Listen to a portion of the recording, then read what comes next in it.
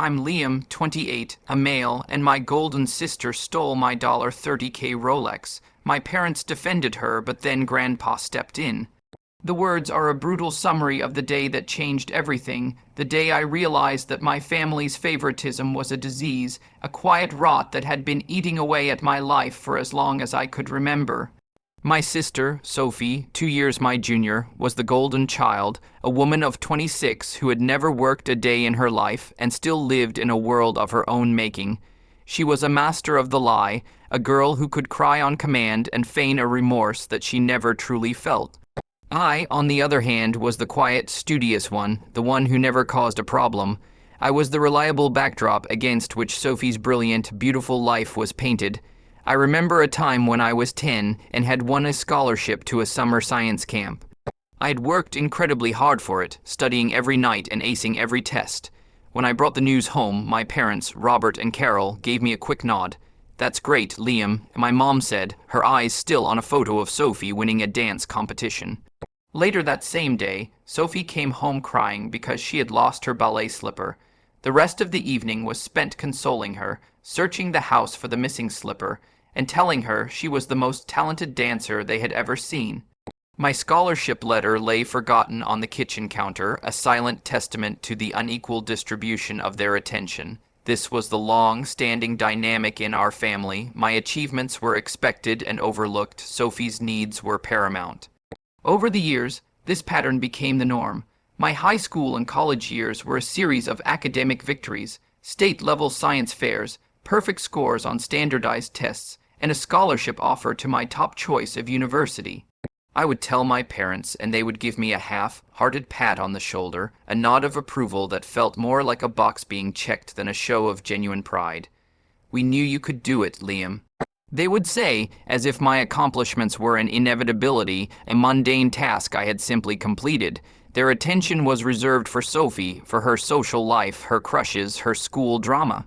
She was a tornado of emotional highs and lows, and they were always right in the eye of the storm, ready to cater to her every whim. My Rolex was a symbol of my hope. It was a gift from my grandpa, William, a retired watchmaker who had spent his life meticulously crafting beautiful timepieces. He had given me the watch on my 18th birthday, a gift he had spent years saving for. It wasn't just an expensive watch, it was a symbol of his love, his respect, and his belief in me. It was a tangible representation of a relationship that was built on mutual respect and admiration, a relationship that was a world away from the toxic, manipulative one I had with my parents. It was a treasure, a priceless heirloom, and it was the one thing in my life that my parents' favoritism could not touch. Then, a few months ago, everything changed. I was visiting my parents' house for a family dinner. Sophie, in her usual fashion, had made a scene demanding that my parents buy her a new car. When they politely declined, she threw a tantrum. My parents, in their misguided attempts to keep the peace, promised to look into it. I, in my quiet way, tried to stand up for my parents, but my words were met with a cold, hard stare from my mom, Carol. The evening ended in a tense silence, and I left, my heart heavy with a sense of dread. The Rolex, which I had taken off for a quick shower, was now in a house filled with a family that despised my happiness. The foreshadowing was so clear, but I was too naive to see it. The next morning, I woke up with a sense of dread. The pre-dinner tension was a heavy blanket that had settled over our small apartment. I knew the dinner had been a disaster, and I couldn't shake the feeling that something was wrong. I called my girlfriend, Emily, a voice of reason in the storm of my life. Emily had seen the in-laws' toxic behavior from the start, and she had always been there to provide me with a reality check. "Liam, you've got to stand up for yourself," she said, her voice firm. "This is your life. This is your watch. You can't let them walk all over you." Her words were a much-needed wake-up call. I had been so focused on keeping the peace, on trying to be the good son, that I had forgotten to stand up for myself. I had forgotten that my feelings mattered, that my happiness mattered. I decided to go to my parents' house to pick up my watch. I needed to get it out of that house, out of that toxic environment, and back to our apartment where it belonged. The drive to their house was a short but tense journey. As I pulled into the driveway, I saw Sophie's car parked in the front. She was at home, which meant the drama was far from over. I walked up to the front door and knocked. My mother, Carol, answered, her face a mask of fake smiles and polite greetings. "Liam," she said, her voice filled with a saccharine sweetness that made my skin crawl. "We were just talking about you." I walked into the house, and the air was thick with a familiar tension. My father, Robert, was sitting on the couch, his face a mask of disapproval. Sophie was sitting beside him, her face a mask of fake innocence. She was a master of the lie, a girl who could cry on command and feign a remorse that she never truly felt. I knew what was coming. I knew they were going to try to gaslight me, to make me feel bad for standing up for myself. I was prepared for a fight, a battle of wills, a war of words, but I was not prepared for what I was about to find. I walked into the guest room, my heart pounding in my chest. I looked on the nightstand where I had left the watch. It was gone. The world seemed to go silent. My mind, which had been so prepared for a verbal confrontation, was now a blank slate. I just stared at the empty space on the nightstand, and the space where the watch, the symbol of my grandfather's love, was supposed to be. The silence was broken by my mother, Carol, who had walked into the room behind me. She gasped, her face a mask of fake surprise. "Oh, my goodness," she said, her voice filled with a forced sympathy. "What happened?" I turned to her, my eyes filled with a cold, hard fury. "You know what happened," I said, my voice a low, dangerous whisper. "Sophie happened." My mother's face hardened, the mask of fake sympathy falling away. "Liam, don't be ridiculous," she said, her voice a sharp, cutting knife. "Sophie would never do something like this." The words were a lie, and we both knew it. Sophie, the master of the lie, had done this. She had stolen my watch, a symbol of my grandfather's love, and my parents were now covering for her. I walked back into the living room, my hands trembling with a rage I had never felt before. Sophie was sitting on the couch, her face a mask of fake innocence. "Oh, Liam," she said, her voice filled with a saccharine sweetness that made my skin crawl. "What's wrong?" I just stared at her, my eyes filled with a cold, hard fury. "You know what's wrong, Sophie," I said, my voice a low, dangerous whisper. "You stole my watch," she gasped, her face a mask of fake shock. "How could you say that?" She said, her voice filled with a fake but convincing remorse. "I would never do something like that." The words were a lie, and we all knew it. My parents, Robert and Carol, immediately rushed to her defense. "Liam, you're being ridiculous." My father, Robert, said, his voice a low, angry rumble. "Sophie would never steal from you. It must have been a misunderstanding. She's so sensitive. She's probably just feeling overwhelmed by the wedding." The words were a final, brutal truth. They were not going to defend me. They were going to defend her. They were going to gaslight me, to make me feel like I was the bad guy for being angry. I was not just a victim of Sophie's malice. I was now a victim of their manipulation.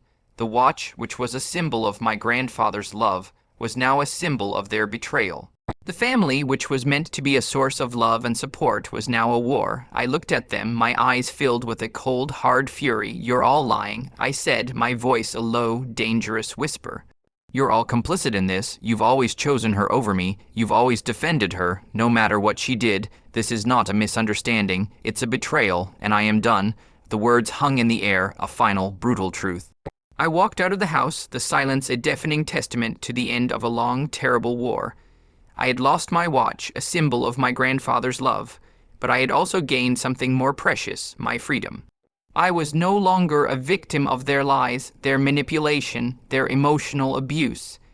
I was a survivor, and I was about to start a new chapter in my life, a chapter that was free from their lies, their manipulation, their emotional abuse.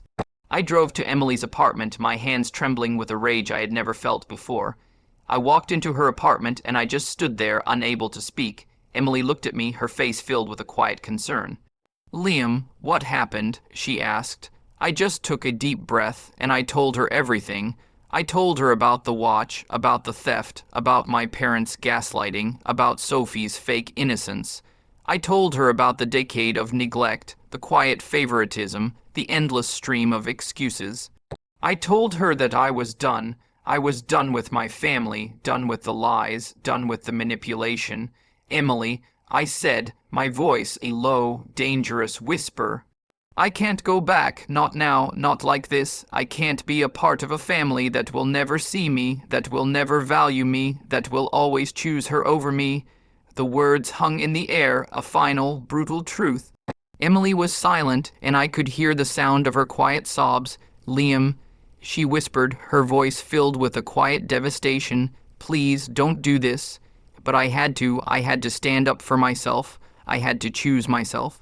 I had to choose a future that was not filled with their lies, their manipulation, their emotional abuse. I had to choose a life that was not a war. My love, my life, my family were shattered into a million pieces, and I was the one who had to put them back together. Then, a few days later, my grandfather, William, called me. His voice was old but filled with a quiet determination. Liam, he said, his voice a low, dangerous whisper. I know about the watch. I know Sophie stole it, and I know your parents defended her. I'm so sorry that you have to go through this. The words were a beautiful, final vindication. My grandfather, the one person in my life who truly saw me, truly valued me, was the one who had seen through the lies. Grandpa, I said, my voice filled with a quiet sob, what do I do? He took a deep breath and he told me everything.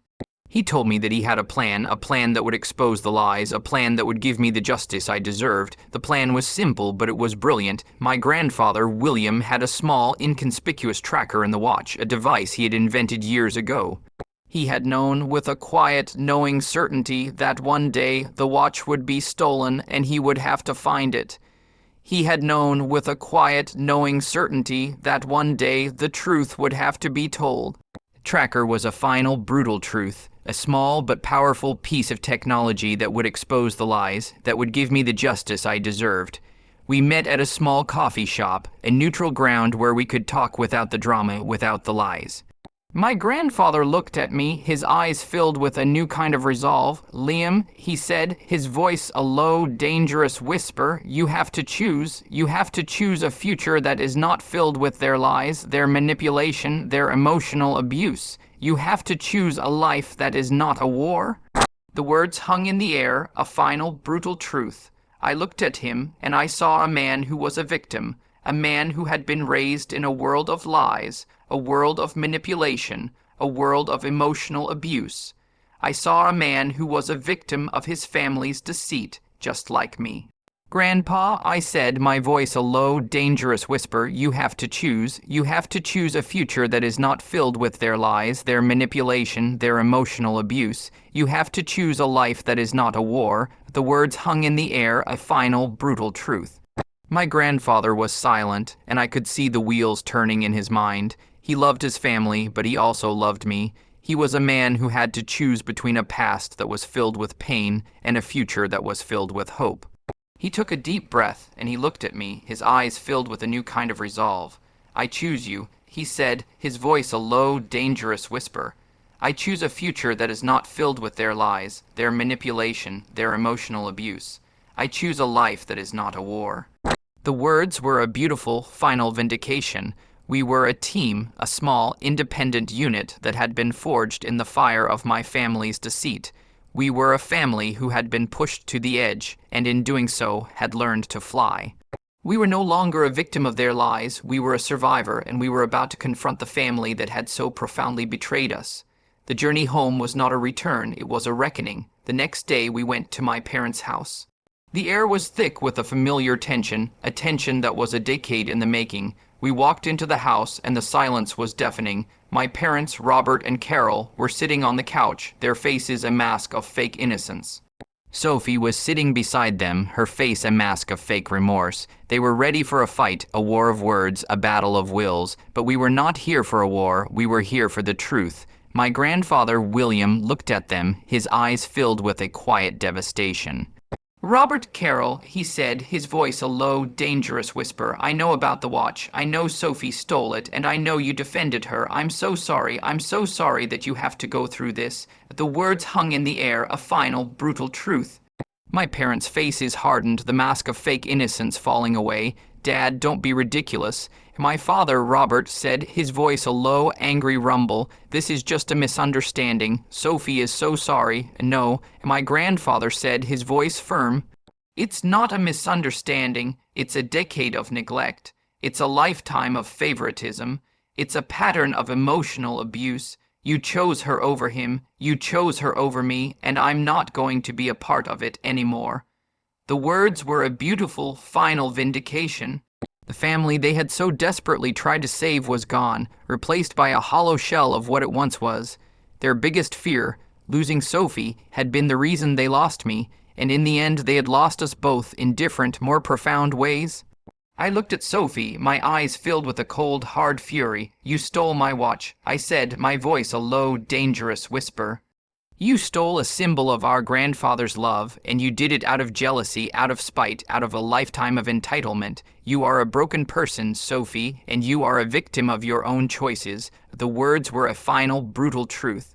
Sophie's face crumbled, the mask of fake remorse falling away, and she was left with nothing but her own shame. The confrontation was over, and the truth had been spoken. We left my parents' house, the silence a deafening testament to the end of a long, terrible war. We had lost a family, a home, and a future we had always believed in, but we had also gained something more precious, our freedom. We were no longer a victim of their lies, their manipulation, their emotional abuse. We were a survivor, and we were about to start a new chapter in our lives, a chapter that was free from their lies, their manipulation, their emotional abuse. My grandfather, William, had a plan. He had been so proud of my career as a software engineer that he had been saving his money for years to invest in my company. He had always believed in me, even when my own parents didn't. He was a man who had seen my worth, a man who had seen my potential, a man who had seen my strength. He was a man who had been pushed to the edge and in doing so had learned to fly. The future was not a war. It was a journey, a beautiful, unknown journey that we would embark on together. We were no longer a victim of their lies, their manipulation, their emotional abuse. We were a survivor, a family who had been pushed to the edge and in doing so had learned to fly, and that was all the revenge we would ever need. After listening to today's story, perhaps it has raised some new questions in your mind. Every day on Reddit, new experiences and moments create fresh stories. We are all human. If you enjoyed this story, feel free to share it. Thank you for your time, and don't forget to keep an eye out for more stories coming soon.